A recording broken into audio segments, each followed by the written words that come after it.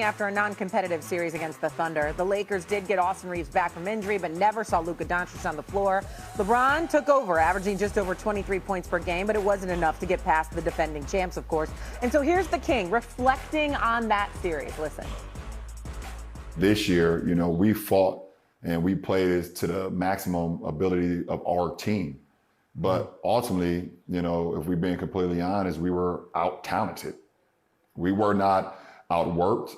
We were not, they didn't out-physical us. They didn't outsmart us.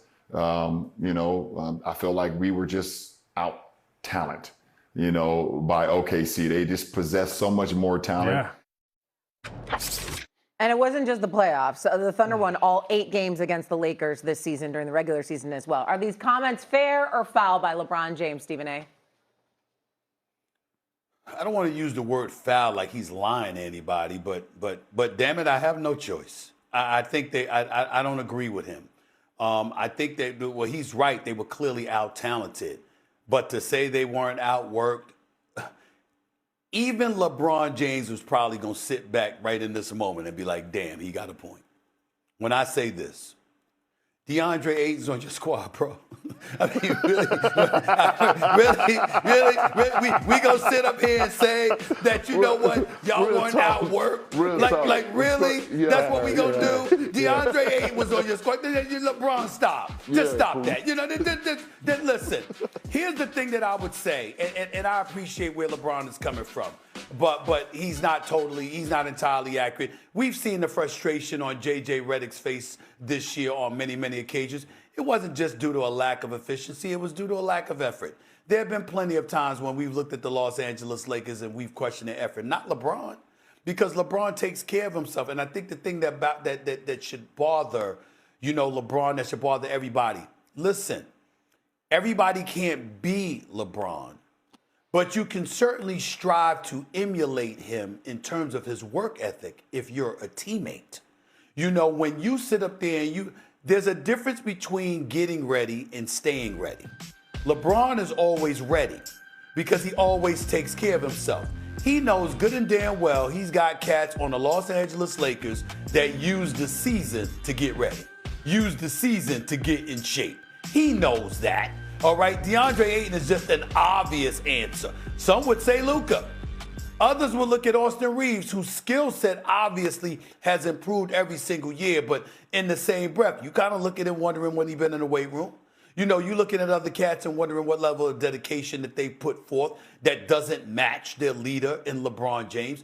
I don't think anybody looks at the Los Angeles Lakers and say, oh, OKC just has more talent than the Los Angeles Lakers. You saw a team that was more focused, more dedicated, more committed to excellence than the Los Angeles Lakers were.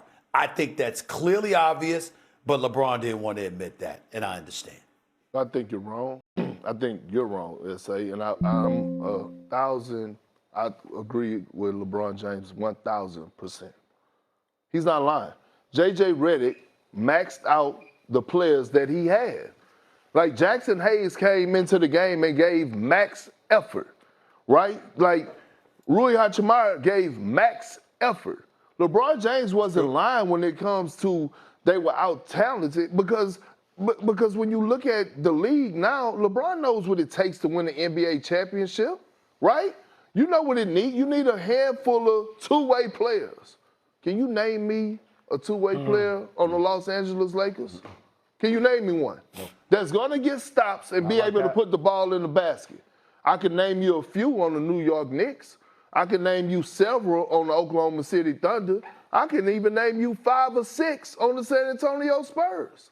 So when you think about the Lakers, they didn't make the moves, and that was a shot again at Rob Pelinka and Jimmy Buss because y'all didn't make the moves at the trade deadline to put yourself in position to actually go out there and compete with the best of them. And that's why J.J. Redick was caught in 4K on the bench saying, I can't play him. And he was talking about DeAndre Ayton because they didn't have the talent. It's a semantic essay because I think you both are right here in this one. It's a what? Semantic. I like that. I like that. That's that Duke stuff. Because I'm going to give you something. I used to think talent was always with the skill set of the player. It wasn't until I got to the league that I saw talent is also in your effort and your hustle. Yeah. Right? And it's a part of talent.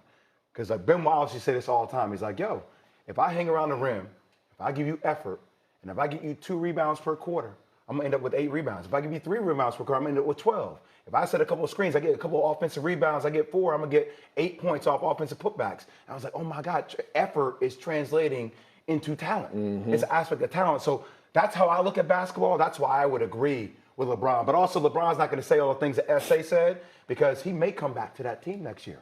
And he got to think about who he's coming back to if he does. Right. Quick final word, SA. I'm just saying, listen, I didn't say LeBron was wrong by saying they were out-talented. I'm just saying that ain't the only reason. That might be the biggest reason because that's what it comes down to. But that wasn't the only reason. Big Perk, you watch the Lakers all the time this year. So did I and what have you. There were plenty of nights when we looked at, and not him, but we looked at others, and it was like, yo, that effort ain't there. The Southern California sunshine, you But not understand, in the palm trees, postseason. all But that kind of stuff. Not in the postseason. Well, yeah, but if you did it in the regular season and you didn't dedicate yourself, it's going to affect you come postseason because you didn't prepare. That's a valid point. That's a you valid didn't point. prepare. Game 4 You felt ain't like got to they get gave all chocolate today. Game 4. It's very intoxicating out here. I mean, there are a lot of distractions. You got to be focused. You got to be focused. I was going to say, in Game 4, it felt like the Lakers gave them all the effort they possibly could, the Lakers. It was probably too little too late, and obviously it wasn't enough talent-wise either. Coming up here, Josh Hart went off on the court. That he just entered or joined the company of Michael Jeffrey Jordan again. 4 consecutive seasons of averaging 30, shooting over 50% from the field. Now, when you talk about complaining to the refs, let me tell you this. The Thunder are they dead last in the league when it comes to getting technical fouls. They don't complain. They get back in transition. So you mean to tell me that Kobe Bryant didn't sell calls? You mean to tell me that Michael Jordan didn't sell calls? Paul Pierce. Paul Pierce sold calls. I played with Paul Pierce. When he struggled, he used to come to the sideline and say, I'm going to get to the free throw line. He used to do a Paul Pierce cut and yell and get a call because somebody would give him a nice chuck and he would sell it. That's what great players do.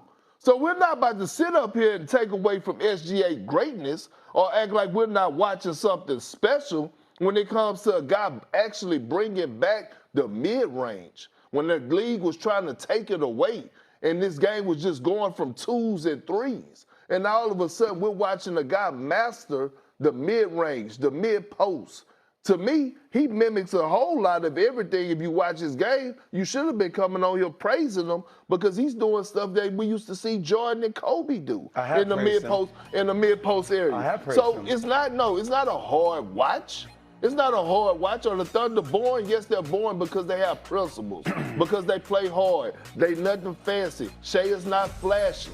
He's not. He just go bust your ass and move on, right? So it's not the most eye candy. So they put you to sleep. I can't lie.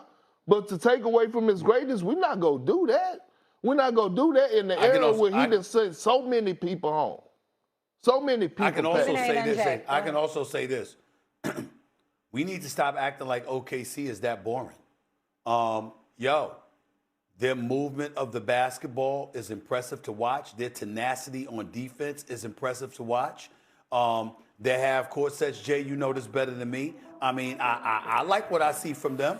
I see, what they get cats open shot. They trust one another. They have faith in one another. They believe in one another. You understand? You see Shai getting other cats involved. He might be looking for a shot, but he'll make sure Caruso gets his, that Casey Wallace gets his, that McCain gets his, and these other cats. I mean, I'm looking at them. Chet Holmgren gets his if he wants it bad enough. Listen, I see a lot of things that are good and entertaining about Oklahoma City basketball. I don't view it the way you do, bro. I just don't. I never. The word boring never came out of my mouth. I said it. I never said boring. I never thought they were boring at all. I never said that. I never talked about I've always said that I think SGA is elite. I've never diminished his greatness at all. I'm just telling y'all what